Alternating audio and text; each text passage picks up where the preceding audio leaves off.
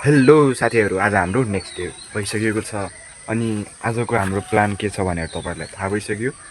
हिजोको भिडियो हेर्ने अरूले त थाहा पाइसक्नुहुन्छ र थाहा पाउँछ, तर नहेर्ने पनि हेर्नु, किनकि आज हाम्रो के प्लान छ, के गर्दैछौँ, कहाँ जाँदैछौँ, टाइम कसरी बिताउँदैछौँ भन्ने कुराहरू हिजोकै भिडियोमा हेऱ्यो भने प्रष्ट हुन्छ। ल त साथीहरू, म अब माथि र एउटा साथी गर्छ त्यहाँ त्योसँगै जाने हो।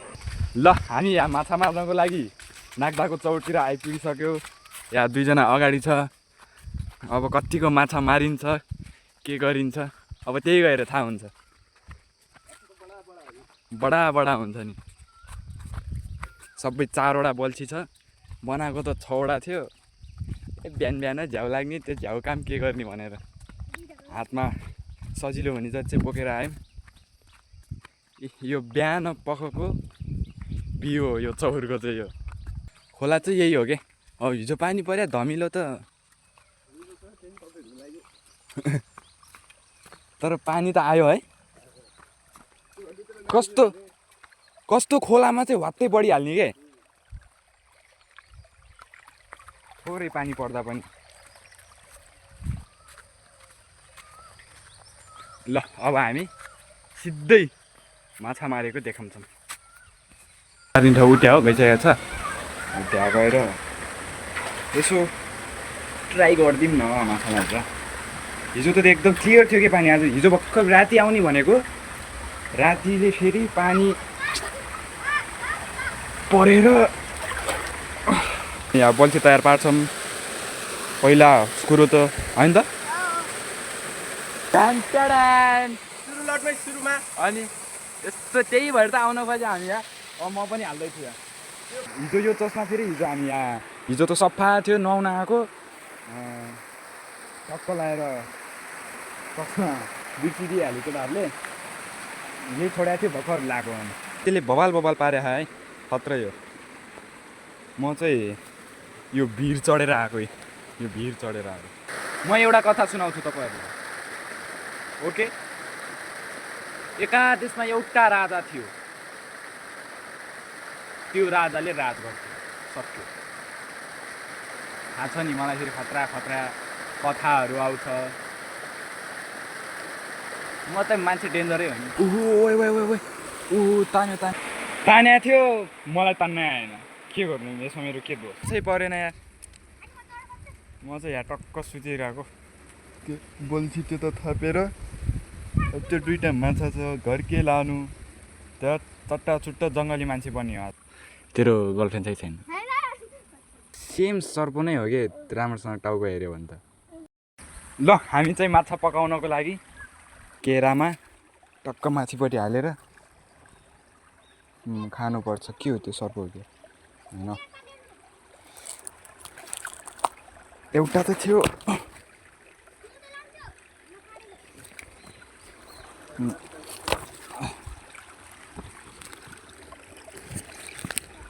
त्यहाँ दुईवटा माछा रेडी हुँदैछ टक्क होइन। यहाँ मैले यो केराको पात ल्याइहाल्यो अनि त्यहाँ हल्का झ्यासमुस पनि जम्मा भयो।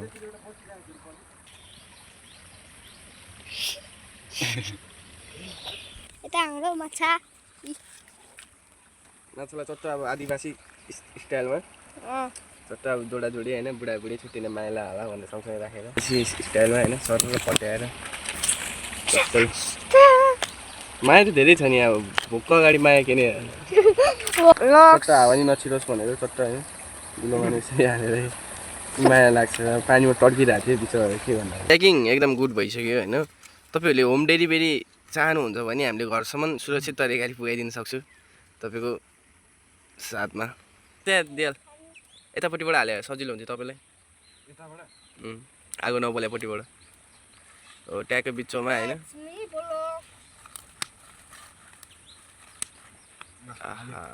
पाक्दैछ है। ल पाक्छ है। अब चाहिँ खाने बेला मात्र पनि देखाउँछौँ। हाम्रो धेरै काम बाँकी छ, धेरै काम बाँकी छ। माछा साछा जति मार्नु थियो मारिहाल्यो। अब यहाँ टप बल्छी त्यता राखेको छ। यहाँ दुईवटा माछा परिहाल्यो। यो चाहिँ हामी पकाउँदैछौँ है। टक्क खाएर घरतिर चल्ने हो। भोक पनि लागेको छ टक्क निकालिसक्यो नि बबाल अस्तिको 500 ल खै त अस्तिको 500 ओहो 10-12 वटा है मैले भने 10-12 वटा टक्क यसरी पोलेर खानु पाए भए त बवाल हुन्थ्यो नि यार ओए खाइहाल्यो के ओहो केरा पानी लौ त आधी आधी पारौँ न यार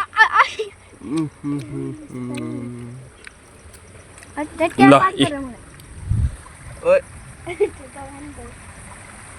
अब तैँले खान पाएन आफू पत्र के हो माछाको स्वाद त बवाल छ त यार यो हुन्छ नि माछा खाने सार भयो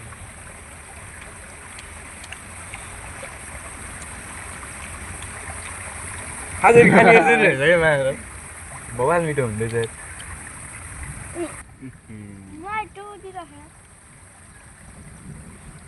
खाने बेला बोल्नु हुँदैन क्या माछा पनि खायो मार्यो पनि रमाइलो पनि भयो अब यो ब्लगलाई यतिमै अन्त्य गरी यो टाउको चाहिँ हामी लुकेर खान्छन् अब हामी चल्दिने हामी यति नै अन्त्य गर्छौँ ल त गाइस 11 बजियो ल by by bye bye by by फेरि भेटौँला है फेरि भेटौँला ल बाई बाई बाई फेरि भेटौँला